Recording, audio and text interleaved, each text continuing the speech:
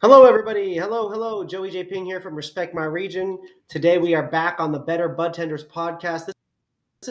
We've got a special guest today, Morgan Livingstone, representing Cape Cod Cannabis out of Wellfleet, Massachusetts. Hello, Morgan. Good evening. How are you today? I can't complain. Doesn't do you any good, but happy you guys are on. I'm excited. We very much appreciate you being on as our special guest today. We have interviewed 5 bud tenders before you. We have done trivia with 5 bud tenders before you. Today, we're going to talk a little bit of cannabis, what your industry is like, what it's like to be a bud tender in your state and in your region. And we're also going to test your knowledge towards the end. All right. Perfect. Again, thank you for being with us. The first question that I wanted to get to today, Morgan, is your thoughts on THC. And I also want to, if you wouldn't mind sharing a little bit of context about where you're at in your career as a bud tender, and that's kind of led you to your thoughts on THC percentages and how much they matter or don't matter or whatever. Okay, fair enough. So I guess I'll start. I never imagined in a million years, I never saw myself working in. Wanted to go into early childhood ed, and fast forward, I ended up taking some time off from school, and now I'm a bud tender. Like, it just, at the end of the day, I'm helping people, and to me, that's all that matters. But I came into it having no industry background whatsoever. Like, I knew that I like to smoke, and I knew like the basics, but what I know now, I would not be able to tell you that, like, from my first or even like my second day starting at Cape Cod Cannabis, I learned something new every day. And I'm so blessed to be part of such a great team that we all learn from each other. We all give each other little tidbits, and it makes it work. It helps. But I was never the THC chaser. It wasn't me. Like, me, it was all based off taste anyway. Mm-hmm. But now that we're learning terpenes, like me, if you ask me today versus a year ago, I would tell you that I'd be looking for something that's more dominant. Like, it's just, that's where my mind goes because I have such a broadened knowledge base now. I know more, and I can make that informed decision. I can pass that along to other people and our clients that come in. That's super interesting that you said that. Do you know how many people have, and myself is included in this, but how many people I've spoken to that their first true experience with cannabis that they really enjoyed, that they kind of gravitate towards, was terpinolene driven strains, the Jack Herrers, the Dutches, the hazes, the sours and the lemons, and even the Gorilla Glue is heavy on terpinolene, myrcene, limonene, as well as pinene. So it's very interesting to hear. It's no surprise, but once again, it's very interesting to hear that that's also what you were towards as well, which it doesn't need to be a potent type of situation for that. I mean, we have people that come, I want your highest percent of THC. I'm like, okay, well, how do you want to feel? They're like, oh, I just want to be stoned. Like, just give me these blasted. Because you help you a little bit. Like, do you want to be and euphoric, or do you want to be couch locked? Like, I get you want to be stoned, but where do you want to? Yeah, what type of stoned do you want to feel? They look at me when I was a bartender back in the day, and I'd ask that question. They look at me like crazy, like I'm a magician. Like, you can do that? You can wave the wand and say some words and do it. And it's like, actually, I can wave a lighter and I can light things on fire. And some of those things can get me very high. I used to buy a lot of Dutch Treat back in the day, and the terpinolene on that one was so potent. I remember smoking blunts, and it was so potent and terpy back then from our medical market in Seattle. I remember blunts, I couldn't even finish some of them. It would just choke me up how potent some of it was. And it makes me think of the weed I'm about to smoke right now, because this shit's fire. I can't even handle it right now. I can barely hear you. This weed's so loud. I'm not even playing games.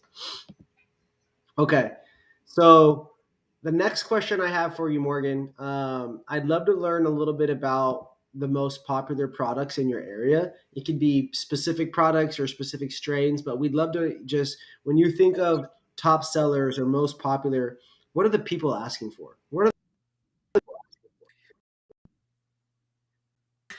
I mean, it really, it depends, because we have such a diverse like clientele base. So our average customer is over the age of 50. Like we've got your normal hippie stoners that have been living on the Cape since 4 generations ago were here. It's just, this is what they do. You know what I mean? They get through the winter, they do their trades, they smoke their weed. Their business is just like they're chill. And now that you can go to a store and buy it, it's like a whole new world for them, and they love doing it.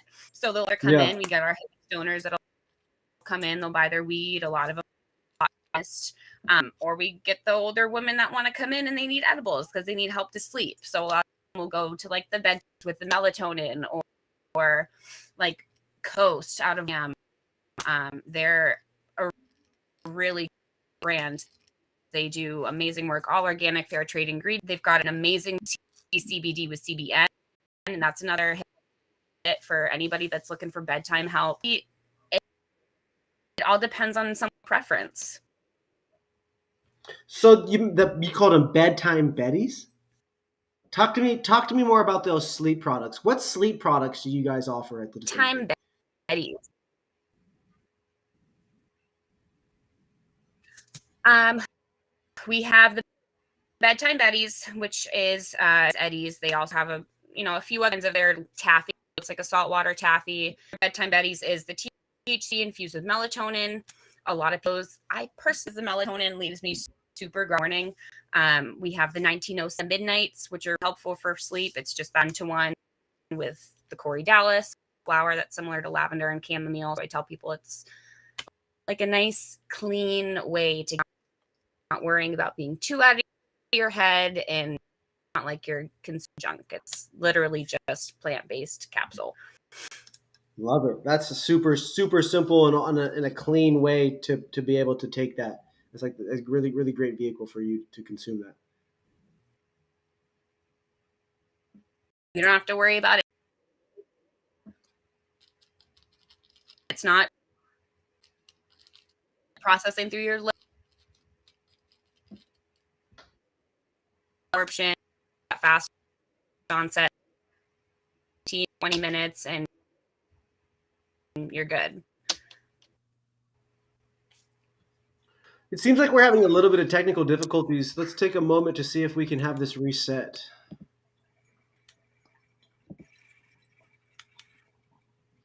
All right. Perfect. There we go. All right. Let's see how this is working real quick. Okay. So my next question, when someone comes in or they go into the store, they're asking for some kind of advice about weed. How do you describe getting high? How do you describe smoking weed in the experience of getting high?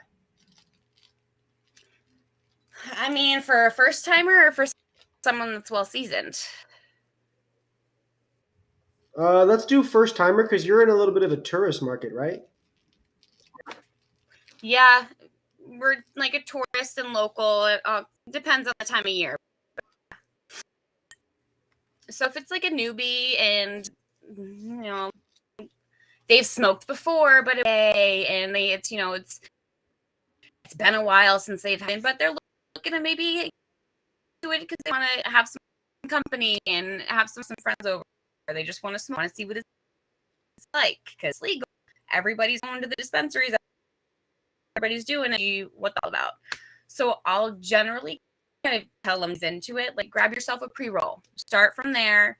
Ease into it. If you like it, great. If it's not too harsh, perfect. You know that you can at least better gauge. I can handle smoking a 0.5 gram pre-roll and it's not going to kill my throat. Or I can smoke a gram and I'm good. Like, maybe I should just grab like an 1/8 and pack one little baby hit in a chillum and see where that gets me. Yeah. Not everybody's smoking full-size 2 gram joints.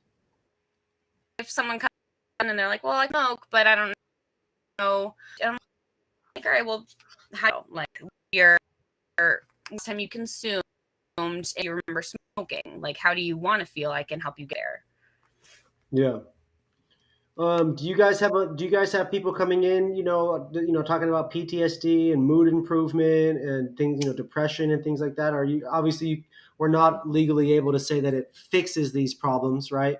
But Right. I'm sure you guys We have can't people give coming in. medical advice, but we can Yeah. base it on our own experiences with the product. Sure. Yeah. Well, anecdotal, subjective experience sharing. Yes. Yes. Um, when you have these Like veterans, with edible, a lot of people are. Go ahead. Sorry. no, please finish that thought. Oh, so like some, they want to get into edibles. They're like, well, it's been a while, or I had an edible, but like a brownie back in the day, someone made it and it was all right, but it was kind of too much. It's like, well, this is all regulated, kind of caps at 5 milligrams, like ease yourself into it. And I love, love, love what one of my coworkers, he's a certified ganjier. He flew himself to California, the whole bit. He tells people it's like salting your food. And the first time I heard him say this, I've literally used it all the time. Like I will use it because it's such a perfect analogy. Edibles like salting your food. You can always add more, but if you put too much on your plate, you ruin the experience. And it's true Yeah. because if you take too much, and then once you start to feel it kick in, it's like, oh, all right, yeah, maybe I did take too much.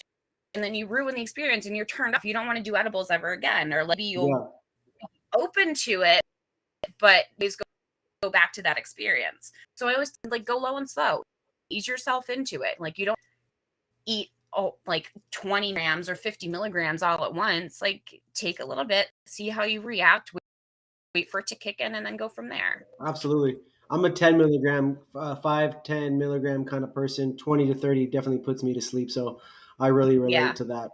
Products being created with lower dosing or more targeted dosing Yeah. is huge for me. And like Now, microdosing I'm is interested. starting to become really huge out here. We've got like the little chocolate bite or less than a milligram a piece.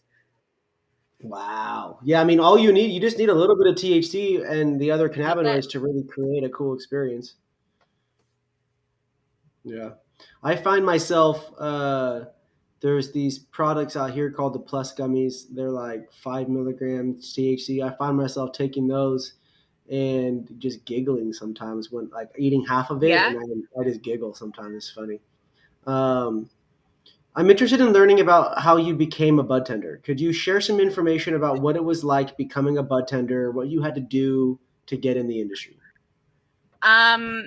So it was honestly all just by chance. My boyfriend's a commercial fisherman, so we were moving moving out down this end of the Cape, and it was the day that we came to look at the place we were moving into, and we drove by, we looked at the place, and then we were heading back to the other end of the Cape to go back home, where home then. Mm-hmm. And we're like, oh, let's check out this dispensary. Like, why not? Like, it's gonna be in the area. Like, we're gonna be living down this way. Let's go check it out. So we have our IDs ready. We go to reception, and I see little paper sign standing up, like, oh, we're hiring, because it was before summer, so they're looking for help for the season. And I joked with my boyfriend that'd be funny. So I did it for shit and giggles. Like, what have I got to lose? I need a job out this way, anyways. They hired me. Like they talked to me. It seemed like everything went well, and then we started the onboarding process. And this is honestly the most favorite job I ever had. So That's it was so all awesome. just, and I never thought I'd be. That is so wonderful. I love that. In terms of the that like the onboarding process, what was it like being trained to become a bud tender? Talk to me a little bit more about like what kind of So training did you go through? I wouldn't say that it was like intense training.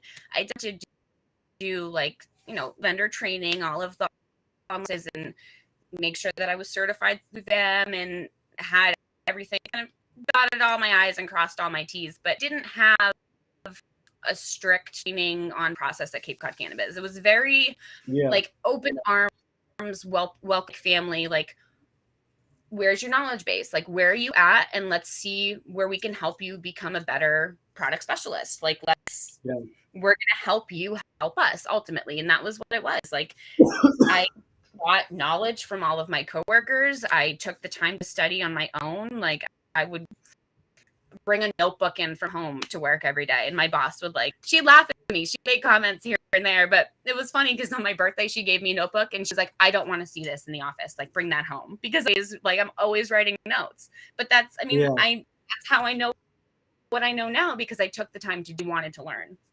Yeah.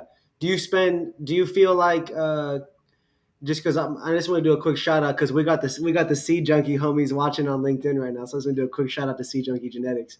Do you feel like your knowledge about strains, where do you get your knowledge about strains? Like, for example, like, when did you first start learning about OG Kush and gelato and cookies and Blue Dream and glues, and how did you start learning and acquiring strains?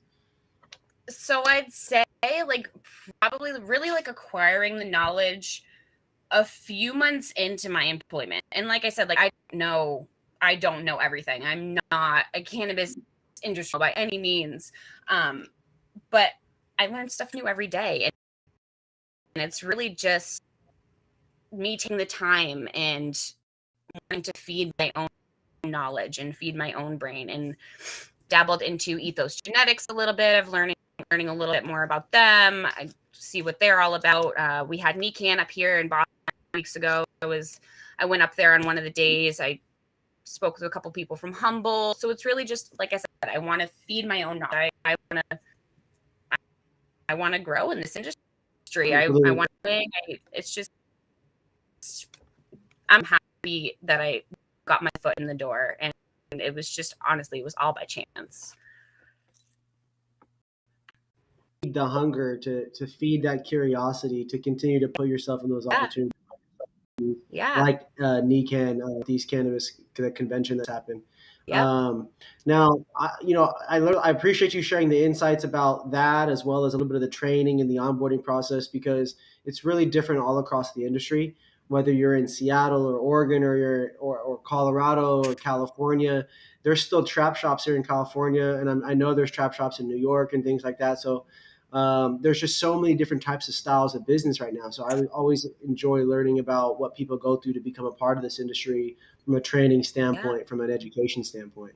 Now, obviously, you're still relatively new to the industry, but I'm interested in hearing your thoughts on what makes a bud tender actually great. What are you working towards in terms of becoming a great bud tender? So for me, I'm not just in it for the sales. I don't want to just have a customer come in, they ask a question, I'm like, all right, here, this is what you need. Have a great day. I want them to feel like I make them feel like family. I want them to feel comfortable. I want them to feel like come back and be able to make their own decision off of a little bit of knowledge that I can give them. Absolutely. I love it. So having a more fulfilling impact on different people. Yeah, I think of it as and granted, my mom is not the cannabis consumer. I sent her a couple seltzers and she was like, oh, that was great. It was like I had a Cosmo. She that's not her thing. So I think of it as if my mom's going into a dispensary, someone that has no knowledge and she wants to walk out and with a legitimate purchase, I would want them to treat it as if it was family. That's the best way to put it. I don't want to just sell them bullshit. I want them to be comfortable. I want them to come back. Absolutely. You want to create a family experience. And then we have again Sean here from Seed Junkie submitting a really great question. What do bud tenders look for from brands? What can a brand do for you to help you become a better bud tender? I think this is a great question from Sean Loya from Seed Junkie Genetics. That's a really good question. Me personally, and this is just, I've come along stepping foot in the industry, and it's also learning different things from workers and what their preferences are, but then actually looking into it myself, and I'm like, oh shit, well, yeah, that does make sense. Or I'm like, oh yeah, right, that is better than this. So now I concentrate as I smoke my fault. I don't really do edibles that much. I'll vape here and there, but like it's not really my thing. Mm-hmm. I'm learning now that I more prefer solventless over BHO and EHO. Like Bus puts out really good stuff that's BHO and it's great, but it's not Blue River terps. And like I just yesterday I went and toured a facility up in Worcester. They're focusing all on solventless concentrates, which like me, it makes a difference. And again, now that I know this and I know what to look for, that's what makes I'm looking for solventless concentrates. I'm looking for brands that are, they're bridging that gap. So looking for brands that are bridging that gap, is that marketing material such as pamphlets, little flyers? Is that swag? Is that hats? Is it cool little cards? Information for sure. Yeah. Information for sure. Because that, like, I don't know if you're familiar with WANA, but we number one selling edible in America. Yes. So we were fortunate enough to have one of our sales reps stop by the other day to do a quick pop-up, and he was explaining to them like how their edible works versus a normal edible. It's water encapsulation, so it's starting to absorb as it's going down. It's going into your bloodstream and of digesting. So it helps for someone to actually physically be there and then the person's like, oh, all right, well then yeah, I'll try it. Like, why not? But it does for you to actually give the customer information and for them to know it and see it, or even just to read it. Like Tetragram started putting out pocket guides, and it lists all your terms, the burning rate. It gives you all the information on your device. Like that, and it's a great tool. We're almost run out of them because I literally give them numbers all the time, but they don't know what CBG is, CBN, and I tell them like, this is a great tool. Take it. It helps to know this stuff because if you're keep finishing the thought. If you're only looking for you started saying something. No, I wanted you to finish that thought. You were saying something super powerful. If like someone's only looking for a gummy that maybe sure it's fine if it has THC, but they're looking for something that's bet it has that ratio and they don't know what C is, I can grab this and be like, all right, well, look, we've got one gummy that's THC, CBD with CBD. This is going to be great for bedtime. Like if falling asleep and staying asleep, this is going to do. It's something that's going to be more kind of geared towards the daytime and just help overall kind of give you a good mood, like let you have a good day, makes you good. Then go with the gummy that's THC, CBD with CBG. Like it's just, but I want to give them that knowledge. Now that I have it, I want to pass it on because it does make a difference when you know that. I love it. Okay. Favorite strain and why? First strain that comes to mind. Durban Margie. Okay. And we were grabbing it frequently over the summer, and it stuck with me. It was really good. It tastes really good. It's just one of those strains. It's kind of uncomparable. I like it. I'm trying to get an Instagram. And let me pull up my next one. Then, okay, so the Durban Margie. Durban Poison was one of my favorite strains back in the day. Strain of the year in 2016 was actually Durban Poison out of North Oregon, basically like Portland area. Super exciting. How we kind of talked about edible dosing already a little bit, so I'm going to spin this question away from edible dosing. Talk to me a little bit about dabs. So you are a fan of rosin. You talked about EHO. You talked about BHO. Talk to me about your experience dabbing and vaping there in Massachusetts. Are there quality vapes? What are some of the brands that are making quality vapes? Is there good dabs in the forms of live? Tell me about the quality from the live resin standpoint, from the rosin standpoint, from the vaping standpoint. Who are the good brands in those categories, and what are the products? Honestly, I mean, Blue River Terps is always been like kind of staying at top notch for me with the sauce. I had mentioned that I went and toured a facility, Fathom Cannabis, out of Massachusetts, toured them yesterday. I love what they're doing. I got to, take a step into the production room. They had just finished washing some Kush cake. They were pressing some slabs that they had from the other day. It looked so, but I mean, that's now that I know that's what I'm personally looking for, because it does make a difference. I don't want to be consuming all that extra junk. I don't want those extra carcinogens. I just straight into I don't want the extra junk. And then what about the brands and the products? I know what you dab and what you want. What are the brands and products that are kind of popping out there for dabs and for not just rosin, but for the other ones? Blue River Terps is a big one for sure.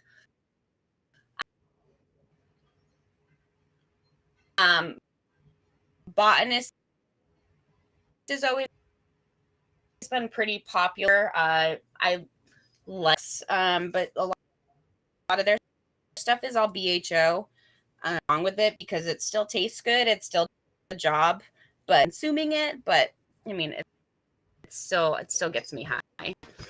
I feel you on that one. Okay, what would you say are some of the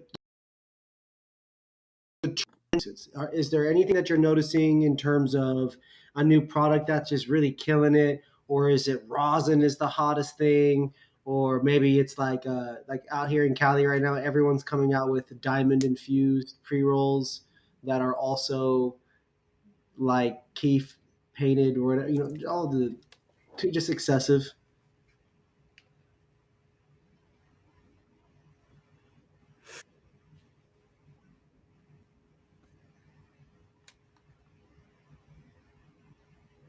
You were breaking up a little bit. Repeat the question. What are some of the trends going on there in Massachusetts? A lot of the trends. I mean, everybody's still big into the edibles, but fast acting edibles right now. People prefer the fast acting over regular onset because, I mean, it's going to hit them quick. They're not sitting there waiting a half hour, 40 minutes for it to kick in. It's just, it's going to hit them within 15, 20 minutes, and they've already got that. Seltzers are starting to kind of become more of a thing. Via brand is one of the ones that we have, milligram can. They have their sativa, their hybrid, and their indica blend. They just put out their seasonal flavor with their hybrid blend. It's orange blossom. I have not yet, but it's been a seller. So people like the seltzers because, people like to consume. Not everybody likes to smoke, but then we also,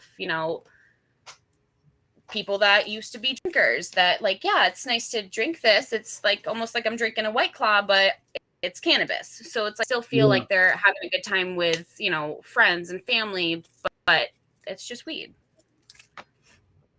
I love it. The 5 milligram beverages is right where I'm at too, and we're big fans of the Livia group. They do great work out there. Yeah. When people say that they're, hey, I'm newer to smoking, I haven't really done it that much, or I've never done it. What are some strains that you would recommend for that new type of smoker or someone who's going back to it?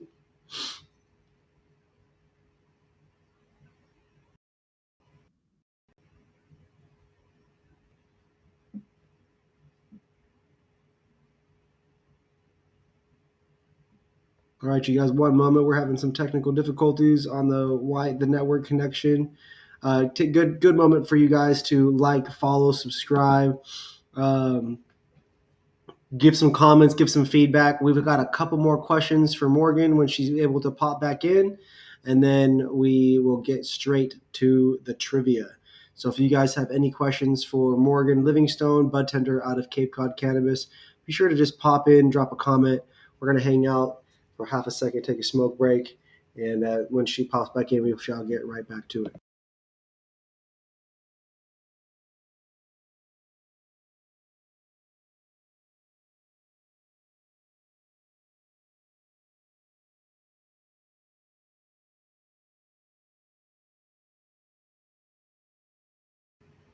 All right, you guys.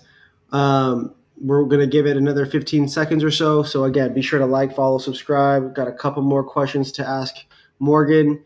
We're just having some connection issues out there. This sometimes happens when you're doing the trans-American podcasting. You can never know if Wi-Fi is going to hold up. So if anything, there will be a part 2. We'll be able to get her back on and do the trivia if we're not able to get her back on here in just a moment.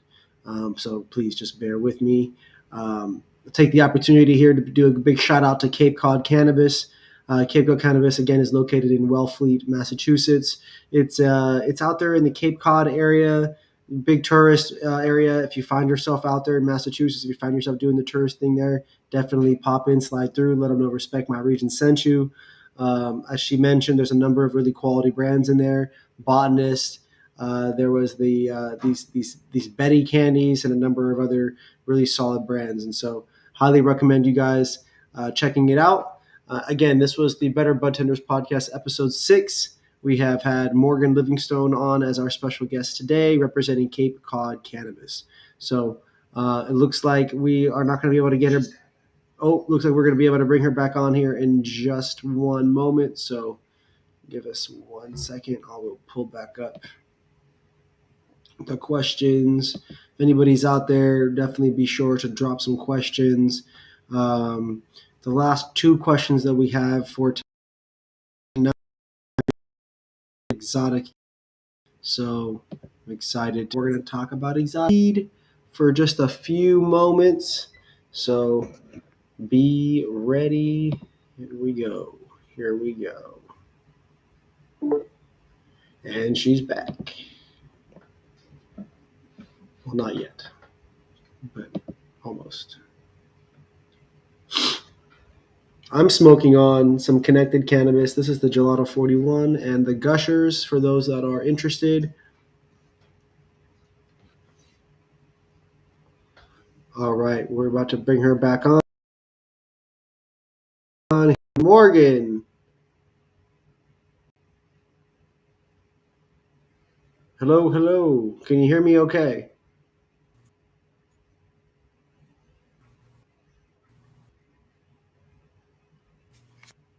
Hello, Morgan. Can you hear me okay?